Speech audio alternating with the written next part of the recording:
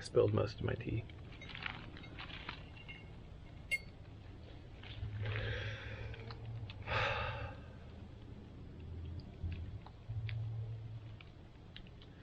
Well, welcome. I am sitting on what I have called the CM Trail. I made it on my property. I only have like 2.3 acres, but the terrain is diverse, which is nice. So what I did when I was particularly stressed of mind and needing something to relieve my mental anguish is probably what I'd call it, and just fraying, is I made a little trail system going around my perimeter, going through the woods, through the field, by the ravine, and then back across the yard, past the chicken coops, and then in a big circle. And I was, and have been, and still am, kind of frustrated and confused about all the dead trees that are standing around and on the ground. But I did what some people say to do and make your problem your solution. And so I decided to use the dead trees as the railing kind of for my little trail system. So I've lined the trail as much as I could with the trees that were standing and the ones that I cut down and stuff that are dead. There's one right here that's a widowmaker. Well, I'm not married, so not a widowmaker, but it's leaning right towards me. But I stopped here because it's a nice little spot in the woods with my seat, which I like to sit against, and you're actually sitting in the fire pit that I put out here. But it's called, the trail system is called the CM Trail, for Compos Mentis, of sound mind in Latin, and that's my aspiration at least. And so I have my other videos that I've been recording just kind of randomly, willy-nilly, whatever is on my mind, whatever is of interest to me at the time. But I wanted to start a second little one here, not that I'm publishing any of these, but I wanted to start a second one, again for myself, because all of these are for myself, but with a particular book in mind. And that book is called The Unspoken Sermons by George MacDonald, who was a Scottish Presbyterian minister for a time, and he wrote beautiful fairy tales, and he did a whole bunch of beautiful writing to make money to pay for his kids. He had a bunch of kids, and he wrote these gorgeous stories, and they've influenced a lot of the authors who I hold dear, Tolkien and Lewis and Chesterton.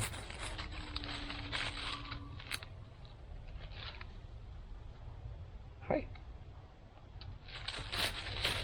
Hey. So he wrote the stories that influenced the people that I've really delighted in, and so I'm really excited to have the opportunity to read him more. But his sermons are interesting because he actually was a minister, as I said, but he wasn't a minister for long. He lasted like 2 years or so before his congregation, or maybe more correctly, the leadership, I think, of his church, kind of kicked him out for being, how shall we say, too gracious, maybe? He wasn't Orthodox, he's a Universalist, so they didn't like that and they booted him out, but a lot of his congregation still loved what he had to say, and I was very moved by it, as my understanding. But these sermons might have been the ones that he never got around to giving because he just didn't have time. He didn't have enough time being a minister, but he still had this heart and passion for sharing the gospel, and so he wrote this, and I'll say I'm so glad he did.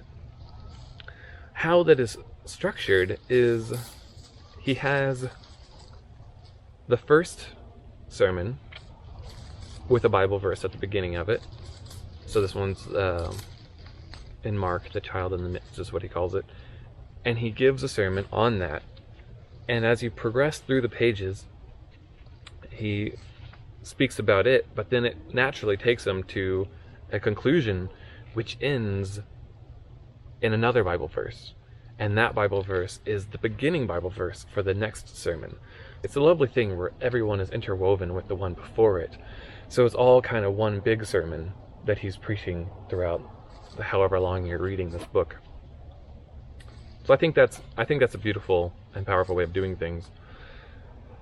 So I thought I would do one of these a week, if I can manage, to help me reread this book, because I read it and I loved a lot of it, and there's a lot of stuff that I found important and poignant in it, but it's a very dense read. It's a complicated one for me to understand, at least. And so I thought, I've read it and I've loved it, and it took me a long time to read it when I did. It's like 300 pages long. But it's time for me to go through it again and be reminded of the truths that he expresses in it. So I thought, if I did one a week, I can maybe do it on Sundays like today. I have a lot I'm supposed to be doing. I have two proposals due tomorrow, or 2 abstracts, I guess you could say it. And then I'm supposed to be writing and classes to prepare for and stuff, but it's Sunday and I would like to slow down and do something wonderful here in the darkling woods.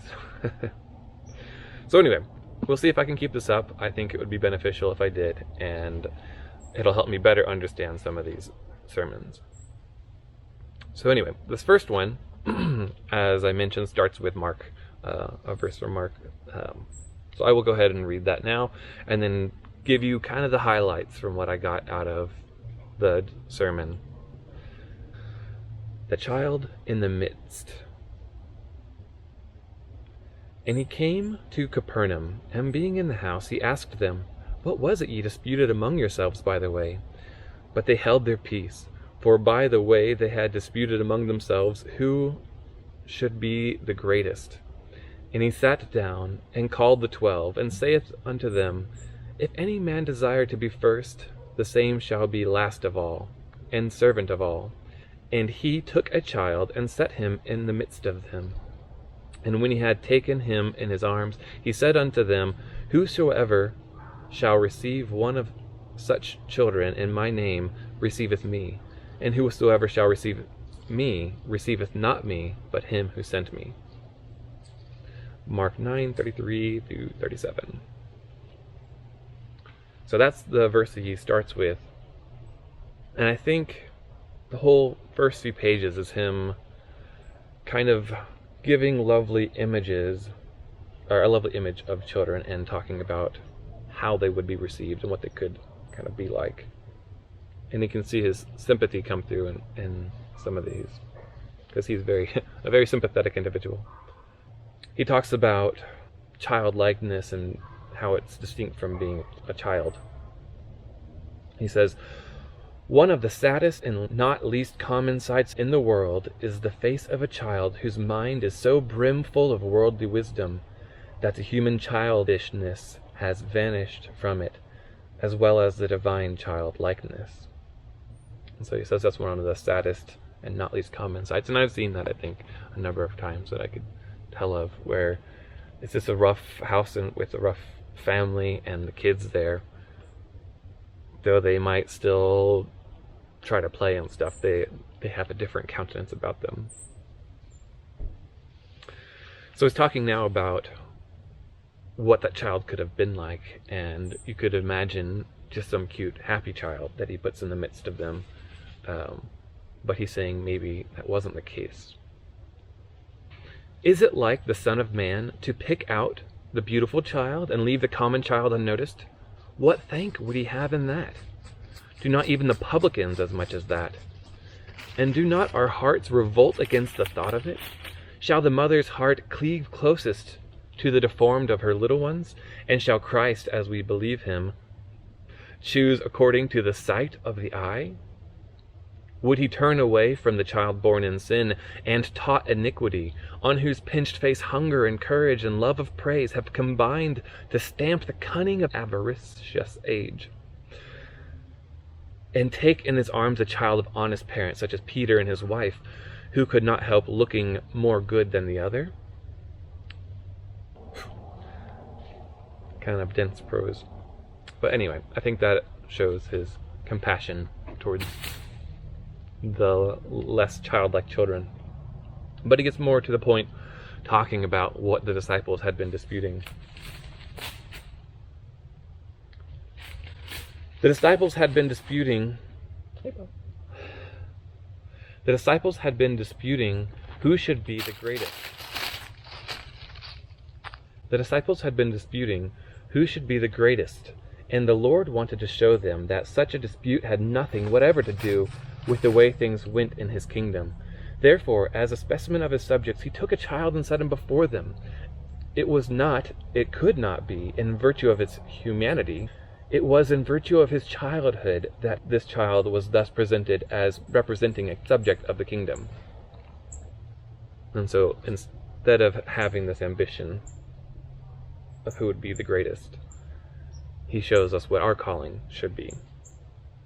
It was to be no more who should rule, but who should serve.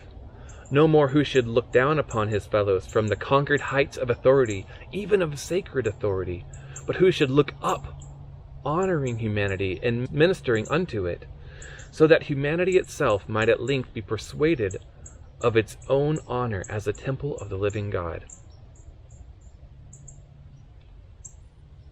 So that humanity itself might at length be persuaded of its own honor as a temple of the living God. I feel like that's what our calling should be as a church. But is it what we do?